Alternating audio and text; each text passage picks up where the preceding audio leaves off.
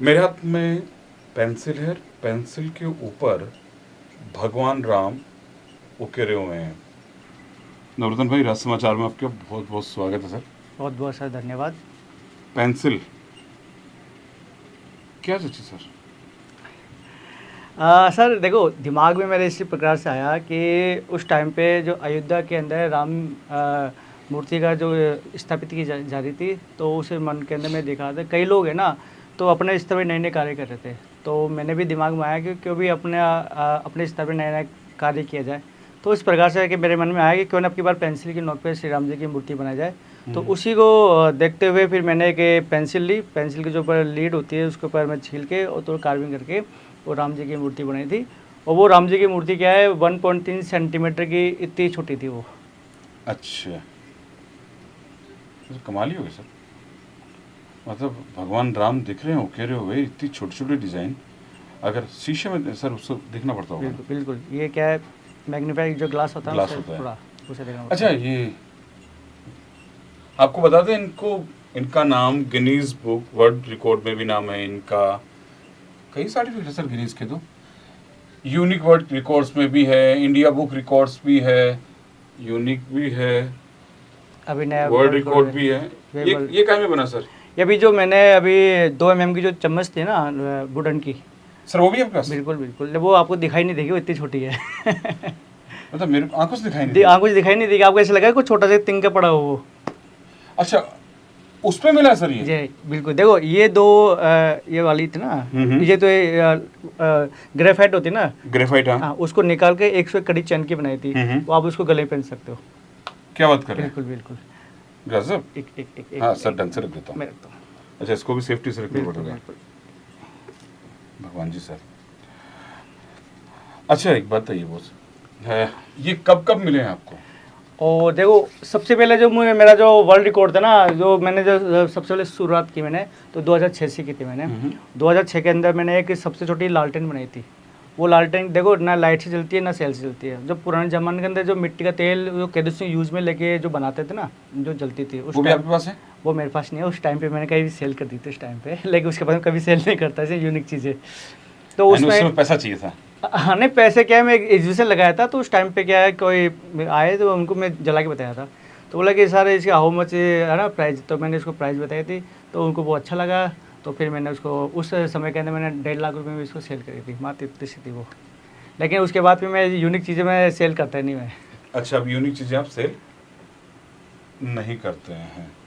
अच्छा, पहला जो मतलब आपको अवार्ड कब मिला था? तो पहला अवार्ड मुझे 2006 के अंदर मिला था। उसके बाद? उसमें देखो, जो लालटेन थी ना, वो केरोसिन की 3 बूंद से 15 सेकंड में जलती थी। तो उसकी जो हाइट थी 1.3 सेंटीमीटर के आसपास थी वो। तो वो केरोसिन की 3 बूंद से 15 सेकंड जलती थी। वो लिम्का बुक। आप ये काम जो मतलब कारीगरी का काम कब से कर रहे हैं? देखो, कारीगर का काम तो देखो मैंने 2006 से मैंने स्टार्ट की थी, उसे काम ही सीख रहा था, क्योंकि मेरा जो मेन काम है वो मार्बल की मूर्तियों का काम है। तो उसके बाद फिर मैंने काम सीखना भी स्टार्ट किया और कुछ यूनिक चीज़ मैंने बनाना भी स्टार्ट किया था। तो उसके बाद फिर 2006 के अंदर ये मिला, फिर 2010 के अंदर फिर मुझे यूनिक वर्ल्ड रिकॉर्ड है। फिर उसके बाद फिर 2020 के अंदर Guinness world record, Limca book of record से, वेब वर्ल्ड रिकॉर्ड से, अलग अलग प्रकार से रिकॉर्ड्स मिलते हैं मुझे। कैसा लगता है जब रिकॉर्ड्स मिलता है? देखो, जब शुरू में जब कुछ चीज़ें पाते नहीं ना अपन, तो ऐसे मन में कि अभिलाषा जैसे होती है ना कुछ चीज़ पाने की, उसके पाने के बाद इतनी खुशी होती है कि आपको मैं बयान नहीं कर सकता। क्योंकि उस टाइम में मुझे याद है कि 2006 के अंदर जब मुझे वह first bar Limca book of record मिला था ना, तो अवार्ड मिलने के बाद उस टाइम में मैं सोने की कोशिश करा, लेकिन रात में सो नहीं पाया। क्योंकि दिमाग में वही चीज़ चल रही थी अवार्ड की। अब मन करता है कि और नई नई चीज़ें बनाएं? हाँ जी जी जी बिल्कुल। देखो, मेरा काम क्या है, कुछ नया नया चीज़ बनाने का है, और ये मैं हमेशा प्रयास करता रहूँगा।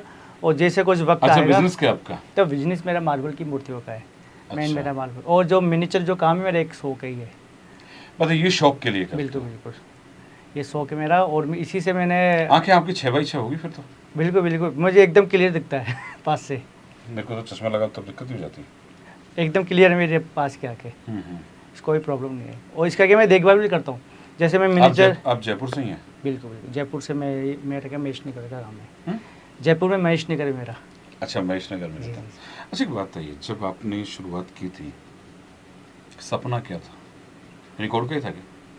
देखो पहले सपना तो मेरा काम सीखने का था, क्योंकि काम सीखने के बाद ही अपन रिकॉर्ड ले सकते हैं। जब आपका काम आएगा नहीं या आप कुछ काम सीख नहीं पाओगे तो कोई अवार्ड भी नहीं पा सकते। अच्छा, ये जो रिकॉर्ड होते हैं जी ये लटकाने के लिए है या इनके द्वारा आप मार्केट में आए कुछ कमाई धमाई नहीं सर, मिलती है? सर ये देखो, ये अवार्ड क्या, देखो हर चीज़ कुछ ना कुछ काम आती रहती है। अब ये जो मेरे अवार्ड है तो ये मेरे बिजनेस में काम आते हैं।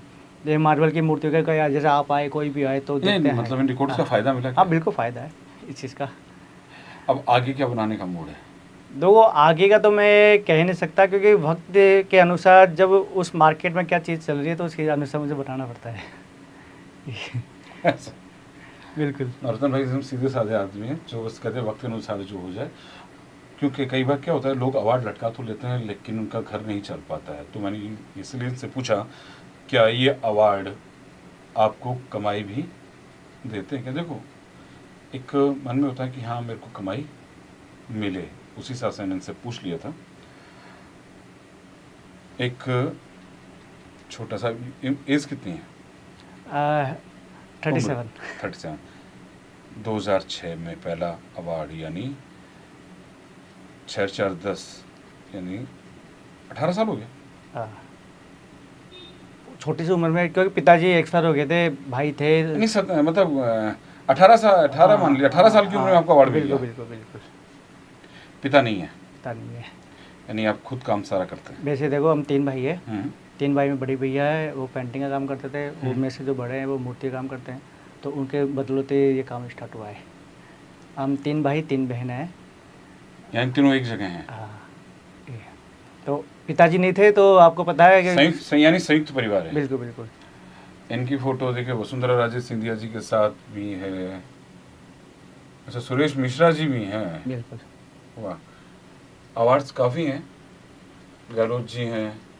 अच्छा, ये तो पायलट जी भी वो ये ना। पायलट जी हैं, यानी काफ़ी है। मेरे को तो एक ही अवार्ड मिला था, वो भी स्कूल में गलती से मिल गया था।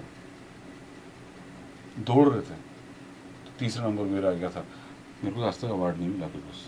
नहीं सर, आप अभी खुद ही आप अवार्ड बिल्कुल, जो इस अच्छा कार्य कर रहे हो इस चीज़ क्षेत्र में, ये कोई अवार्ड से कम है क्या? कितनी परेशानी आई सर आपको? क्योंकि देखिए क्या होता है कि आदमी मेहनत करता है ना तो बीच में परेशानी आती है। क्या क्या परेशानी है और किस तरह से आपने इन परेशानियों को अपने से दूर किया और एक लगन से काम किया? देखो परेशानी की बात बताऊँ आपको, जब मैं स्कूल में था तो उस वक्त में मैं डांस का शौक रखता था, ब्रेक डांस करता था मैं। तो इस काम में रुचि कम थी मेरी, तो यानी आपको एक डांसर बनना था? बिल्कुल। और उसके लिए मैंने कई जो शो होते हैं उसमें काम भी किया था मैंने। जैसे बुगी भी एक शो होता था उस वक्त में, तो उसमें मैं काम किया।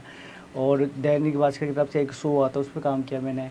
तो उस प्रकार की मेरे एक दिमाग में जो बचपन का जो हुनर है ना, वो मेरा ये था, ब्रेक डांस बनना था डांसर, बन गए ये और ले आए कई अवार्ड। जी जी बिल्कुल। क्योंकि अच्छा। पता है कि जो भगवान ने कुछ बनाते हो रहे हो, कुछ सोचते कुछ और बनते कुछ और। पिता की मृत्यु के बाद क्या पोजीशन थी आपकी?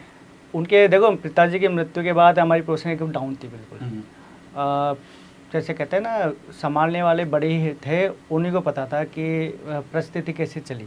मेरी मम्मी को, बड़ी भैया को, भाई को, इनको पता था। मैं तो क्या बिल्कुल छोटा सा गोदी में था। तो धीरे धीरे फिर मैंने जो इस रुझान में आया तो वो मेरे चीज़ में तकलीफ नहीं आई चीज़ का। तो यानी सब कुछ बड़ी भैया ने झेल लिया? जी जी जी। मार्बल की मूर्तियाँ, एक छोटा सवाल है सर, अब मार्बल कितने तरह का होता है? क्योंकि हम मार्केट में जाते हैं कि एक वही मूर्ति 5,000 रुपये की आ जाती है, वही मूर्ति 50,000 की आती है और वही मूर्ति 5 लाख की भी आती है। क्या फर्क होता है मार्बल में? तो मार्बल के अंदर देखो कई प्रकार के मार्बल आते हैं। उसमें से सबसे जो नीचे डाउन होता है ना, वो जीरे का पत्थर होता है। अच्छा। वो जीरे का पत्थर एकदम कहते हैं ना, जैसे हल्के दाने स्पॉट जैसे आते हैं वो। उसके बाद जीरी भी एक सेकंड नंबर की बात, फर्स्ट क्वालिटी की बात है। उसके बाद फिर तो मार्बल आता है। मार्बल के अंदर के 2 प्रकार होता है, एक second number marble, first marble. एक होता है सबसे महंगा मार्बल, वो एकदम फाइन होता है बिल्कुल। एक उससे भी टॉप का जाता है वियतनाम पत्थर। तो ये अलग अलग क्वालिटी होती है। अच्छा, उस पत्थर के हिसाब से पैसा होता है? बिल्कुल बिल्कुल। क्यों देता, डिज़ाइन तो एक ही होती है लेकिन पत्थर की कीमत ज़्यादा बिल्कुल बिल्कुल, मेन पत्थर की कीमत होती है इसमें। अच्छा, एक तो लाइनिंग वाले मार्बल आते हैं, जी एक प्योर वाइट आता है, जी जी। ये वियतनामी होता है क्या? नहीं, ये मार्बल में होता है, अच्छा, मकराना मार्बल में होता है। ये मकराना मार्बल में ये जो धारी आती है ना, वो मेन उसमें आता है। और और ये वियतनाम white? में एकदम वाइट वाइट आता है। पहले का ये जो वियतनाम से आता है क्या? हाँ हाँ, वियतनाम से आता है ये। इतने भारी भारी पत्थर? बिल्कुल बिल्कुल, वहाँ से वो थोड़ा काट काट के स्पॉट बनाते हैं और जो चौकर बनाते हैं वहाँ से आता है फिर ये मूर्ति की साइज़ के हिसाब से। ये नवरत्न भाई हैं, छोटे से ही हैं, उम्र 37 साल है। 18 साल की उम्र में पहला इन्होंने गिनीज बुक में अपना नाम लिखवाया था। कई गिनीज बुक में नाम लिख चुके हैं, मतलब 1 2 पता नहीं सर कितने, कई नाम है, पढ़ना पड़ेगा, कौन पढ़ेगा, पीछे हैं। तो इन्होंने अपना नाम लिखवा दिया था और शुरुआत इनकी, कहते हैं ना कि हर कोई आदमी एक साथ ऐसा नहीं कर सकता है, लेकिन इन्होंने कोशिश की और अपना एक मुकाम बनाया। हम आशा करते हैं कि इनका नाम जिस क्षेत्र में आप काम करें सुनहरे अक्षरों में लिखा जाए और भगवान आपको खूब तरक्की दे और आपके चेहरे पे ऐसी खुशी बनी रहे। Thank you so much. नमस्कार।